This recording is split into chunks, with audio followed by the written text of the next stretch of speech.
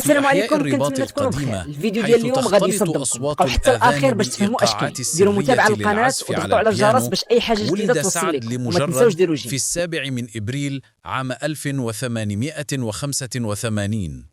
كان طفلا يحب الجلوس بجانب فرق والده الموسيقية، يستمع إلى اللحن كأنه لغة سرية تكشف أسرار العالم.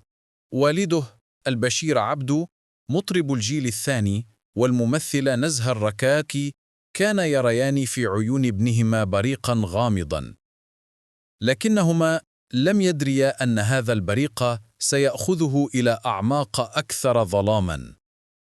بدأ سعد مشواره الفني مبكرا. تعلم العزف في المعهد الوطني للموسيقى، ثم سافر إلى نيويورك ليدرس الإنتاج الموسيقي. عاد إلى المغرب بأحلام كبيرة، وسرعان ما أصبح نجما. أغانيه مثل المعلم وغلطانة هزت المنصات، ووصل إلى مليار مشاهدة على يوتيوب عام 2017، أول عربي يحقق ذلك. كان يرقص على المسارح كأنه يرسم رموزا قديمة، ويغني كلمات تحمل إيحاءات عن الحب الممنوع والأسرار المخفية. لكن خلف الشهرة بدأت الشائعات تتسلل كالظلال في ليلة قمرية. كانت الشائعة الأولى عن علاقاته العاطفية مع عارضات وفنانات، لكنها تلاشت سريعا. ثم جاءت الاتهامات الأثقل: التحرش، الإدمان، والآن الماسونية. في عام 2018 نشرت صحيفة الأسبوع الصحفي مقالا يتهم سعد بالانضمام إلى المنظمة السرية، تلك الجماعة الغامضة التي يقال أنها تسيطر على العالم من خلال رموز وطقوس شيطانية. كان السبب رموز في فيديوهاته الموسيقية تشبه العين الواحدة أو الهرم، وإيقاعات أغانيه التي تبدو كأنها تستدعي قوة خفية. حتى سفره إلى أمريكا اعتبر دليلاً: نيويورك مدينة الماسونيين، صاح الناقدون. سعد لم يرد مباشرة، كان يستمر في الغناء، لكن في حفلاته الخاصة يهمس لأصدقائه: الفن ليس سراً بل مفتاحاً.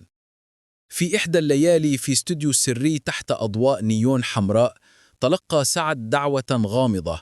رجل يرتدي بدلة سوداء يحمل ساعة جيب قديمة طرق الباب وقال: الأخ الأصغر، هل أنت جاهز للنور؟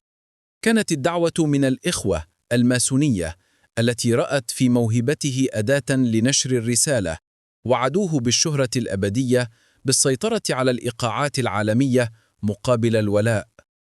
رفض سعد في البداية: أنا ابن الرباط، لست عبداً لرموز، صاح. لكنه بدأ يرى الرموز في كل مكان، في أضواء المسارح، في عقود التسجيلات، في عيون المنتجين. ذات ليلة بعد حفل في دبي، استيقظ في غرفة فندقية مليئة بالمرايا. في الوسط مذبح صغير مع كتاب قديم مفتوح على صفحة تتحدث عن الهرم 33. كان قد وقع عقداً دون أن يدري، عقداً يربط صوته بطقوسهم. منذ ذلك اليوم أصبحت أغانيه أقوى، أكثر إغراءً، لكنها تحمل همساً خفياً: انضم إلينا أو اغرق في الظلام. اليوم في 2025 يعيش سعد حياة مزدوجة.